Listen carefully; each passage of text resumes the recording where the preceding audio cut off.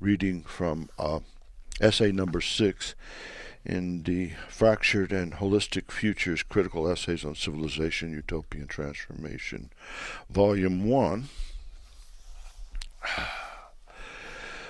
Will the human race survive the 21st century?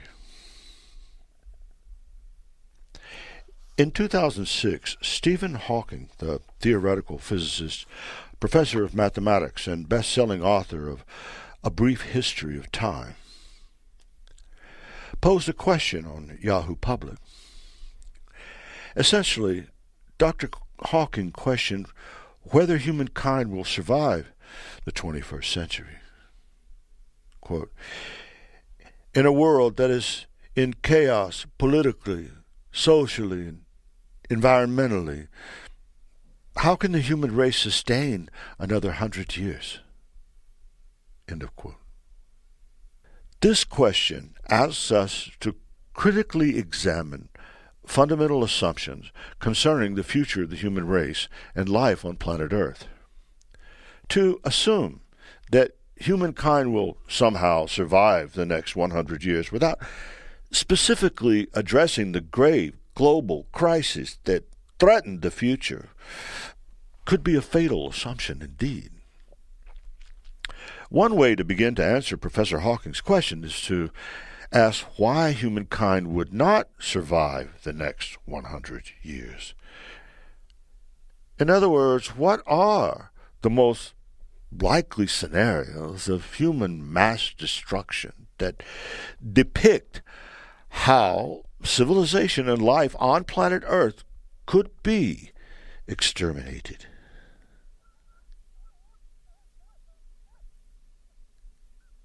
In Survival or Hegemony, America's Quest for Global Dominance, Noam Chomsky begins with somber reflections by one of the great figures of contemporary biology, Ernst Mayr. Now, according to Chomsky, Mayr speculated that natural selection will not necessarily favor humans in the future. In other words, we should not take it for granted that we will survive, for it cannot be proven through the history of the earth that a species is favored by its superior intellectual form of organization. Survival does not depend on whether one is smart or not. Strictly speaking, in terms of biological success, beetles and bacteria, for example, are vastly more successful than humans in terms of survival. Mayr also made a rather astute observation that the average life expectancy of a species is about 100,000 years, roughly speaking, around the same amount of time since the emergence of the first fully modern human beings. Could it be that humans are a sort of biological error? Chomsky ponders, quote, using their allotted 100,000 years to destroy themselves, and in the process much else, with an assault on the environment that sustains life, and with a cold and calculated savagery on each other as well. Chomsky points out to us a future that obliterates the future. The two human-engineered global fires that threaten the life of our planet, that is, the burning of fossil fuels spurring exponential global warming, and the threat of nuclear warfare as a result of militarization, wars of aggression, and the escalation of global conflicts. Both fires can be linked to the competition for ever-shrinking natural resources and the escalation of such competition through global conflict. It threatens to create runaway conditions that could bring about global collapse or crash. The consequences of these two runaway fires are grave enough to consider the possibility of the complete destruction of human civilization, or perhaps the extinction of the human species, as well as all else in the progress process, within the next 100 years.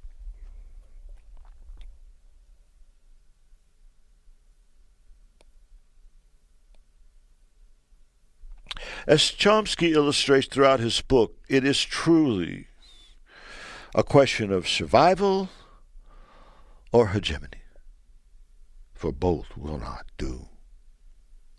We only have to examine recent history to see how U.S. aggression and militarism has mostly prevented global access to address these two human-caused fires.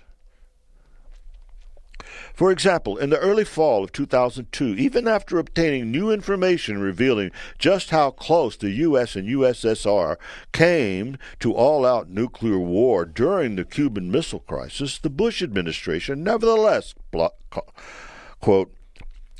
blocked UN efforts to ban the militarization of space, terminated international negotiations to prevent biological warfare, end of quote, and began planning a war of aggression against Iraq.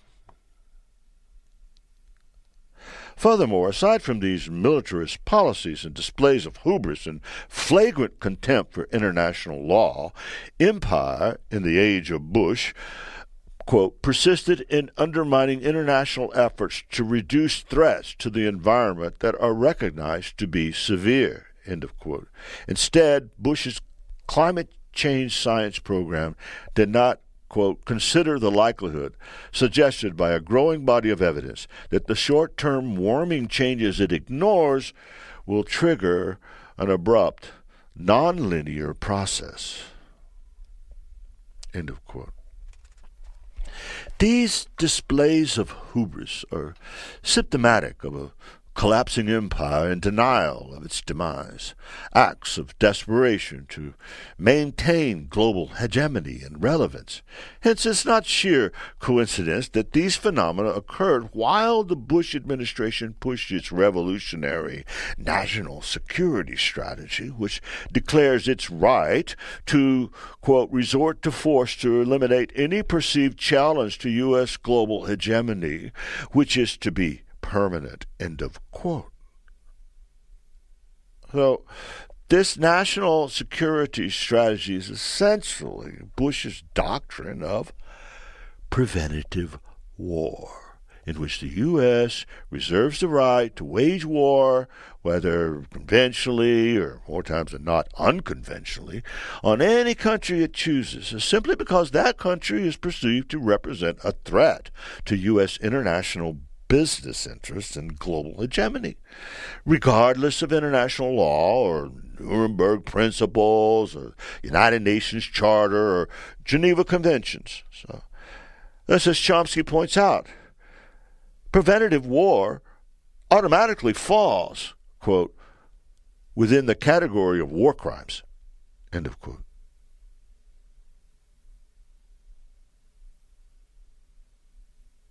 Because the U.S., especially with its war machine, polluting globally, has been the chief culprit behind global warming and runaway climate change, and because along with Russia, it holds the largest stockpile of nuclear weapons, and in violation of the Nuclear Non-Proliferation Treaty, is currently researching and developing new forms of nuclear weapons, threatening to use its bunker-busting nukes in the prosecution of anticipatory self-defense.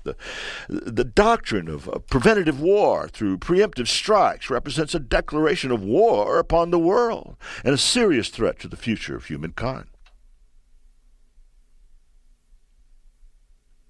As Arthur Schlesinger wrote, quote, the president has adopted a policy of anticipatory self-defense that is alarmingly similar to the policy that Imperial Japan employed at Pearl Harbor on a date which, as an earlier American said it would, lives in infamy.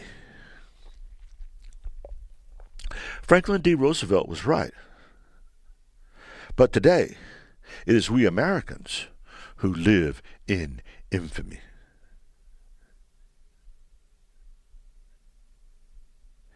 So how do we address Professor Hawking's profound question? In a world that is in chaos, politically, socially, environmentally, how can the human race sustain another 100 years? This is not merely a hypothetical question. It's a challenge to humanity. It's an urgent call to critically examine the trajectory of civilization and the forces that are threatening its survival. As Hawking implied, survival in the 21st century is far from guaranteed. The looming threats of environmental collapse and nuclear war, both fueled by human ambition, recklessness, and the pursuit of global hegemony, place civilization on the brink of destruction. As Noam Chomsky warns, the choice is stark. Survival or hegemony. Humanity cannot have both. Yet, Hawking's question does not necessarily suggest a doom and gloom scenario, does it? No. For by raising the question, he also suggests the possibility of survival. The modernist mentality that has driven humanity toward peril can also inspire solutions. If humanity is to endure beyond its projected 100,000-year lifespan, it must confront its self-destructive tendencies and recognize that survival depends on cooperation, sustainability, and a fundamental shift in priorities and paradigms. To distill the question further, is humankind able to make this fundamental shift in time, or will it doggedly persist to cling to a mindset and way of life that undermines its own survival? Will we meet Hawking's challenge, reshaping our future through wisdom and collective action? Or will the 21st century be marked as the moment when human civilization, despite all its potential, failed to ensure its own survival? As Shakespeare famously wrote, to be or not to be, that is the question.